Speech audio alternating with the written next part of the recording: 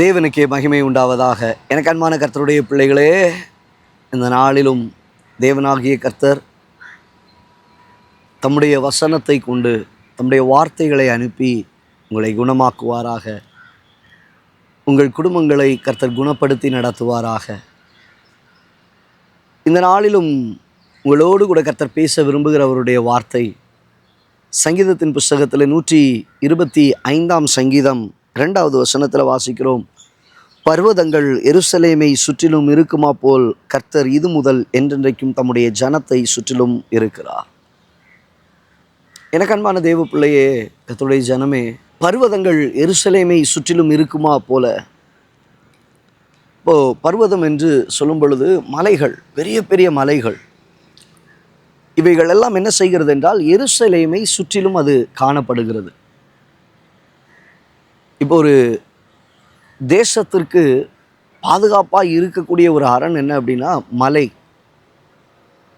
யுத்தம் பண்ண போகும்போது அந்த மலைகளின் அடிவாரங்களிலே ஒளிந்து கொள்வார்கள், மலைகளின் குகைக்குள்ளாக ஒளிந்து கொள்வார்கள், மலைகளின் பின்புறங்களிலே ஒளிந்து கொள்வார்கள். ஒளிந்து கொண்டு எதிரியை வேட்டையாடுவார்கள். வேதத்திலே நாம் வாசிக்கிறோம், இஸ்ரவேல் ஜனங்கள் எல்லாரும் மலையின் மீது முன்பாகவே அவர்கள் ஏறி அமர்ந்திருக்கிறதையும் பதிவிருக்கிறதையும், பின்பு எதிரிட்டு வருகிறதான எதிரிகளை இறங்கி அடிக்கிறதையும் நாம் பார்க்க முடியும். இங்கே வசனம் சொல்லுகிறது, தேவ பிள்ளையே, உங்கள் வாழ்க்கையில் பர்வதங்கள் எப்படி எருசலேமை சுற்றிலும் இருக்கிறதோ அதே போல இஸ்ரவேலின் தேவனாகிய கர்த்தர் தம்முடைய ஜனமாகிய உங்களை சுற்றிலும் அவர் இருக்கிறார். ஆம் தேவ பிள்ளையே, ஆம் தேவ ஜனமே, இஸ்ரவேலின் தேவனாகிய கர்த்தர் உங்களை சுற்றிலும் அவர் இருக்கிறார். எப்படி அந்த மலைகள் அவர்களுக்கு பாதுகாப்பாய் யுத்த நேரங்களிலே அது காணப்படுகிறதோ, எதிரிகள் நுழையாதபடிக்கு, எதிரிகள் ஊடுருவி விடாதபடிக்கு அது பாதுகாப்பானதாக இருக்கிறதோ, அதே போல் இஸ்ரவேலின் தேவனாகிய கர்த்தர் உங்களை சுற்றிலும் இருக்கிறார்.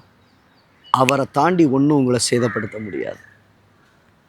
அவரை தாண்டி ஒன்றும் உங்களை வேதனைப்படுத்த முடியாது, ஒன்றும் துக்கப்படுத்த முடியாது. என் துக்கங்களை எல்லாம் அவர் சுமந்து தீர்த்தார், என் வேதனைகளை எல்லாம் அவர் சுமந்துட்டார், என் சாபத்தை அவர் சுமந்துட்டார், என்னுடைய பலவீனங்கள், என்னுடைய நோய்களை யாவையும் அவர் சிலுவையிலே சுமந்து தீர்த்தார்.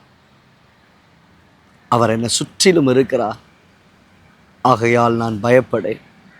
மனுஷன் எனக்கு என்ன செய்வான்? இந்த உலகம் எனக்கு என்ன செய்யும்? பலவீனம் என்ன செய்யும்? வியாதி என்ன செய்யும்?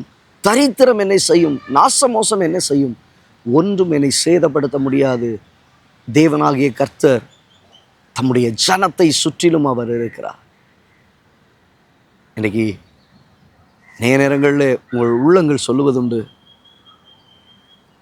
எந்த நேரத்தில் நான் பாதிக்கப்படுவனோ, எந்த நேரத்தில் பிசாசை நான் அட்டாக் பண்ணிடுவானோ, எந்த நேரத்தில் நான் விழுந்து போயிடுவனோ. இல்லைப்பா, நீ கர்த்தரை பிடிச்சிட்ட, கர்த்தர் உன்னை சுற்றிலும் இருக்கிறார்.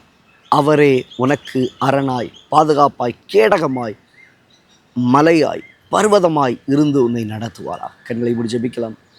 நல்ல தகப்பன், இந்த வார்த்தைகளை கேட்டமுடைய பிள்ளைகளுடைய வாழ்க்கையில், ஆண்டவரே, ஐயோ நான் நிர்கதியாய் இருக்கிறேன், ஒன்றுமில்லாமல் நிற்கிறேன் என்று சொல்லுகிற இடத்துல தேவனாகிய கர்த்தரையுடைய பிள்ளைகளுக்கு பர்வதமாய், மலைகளாய் நின்று பாதுகாப்பாய் நடத்தி செல்வீராக. தாழ்த்தி ஒப்பு கொடுக்கிறோம் இயேசுவின் நாமத்தில் பிதாவே.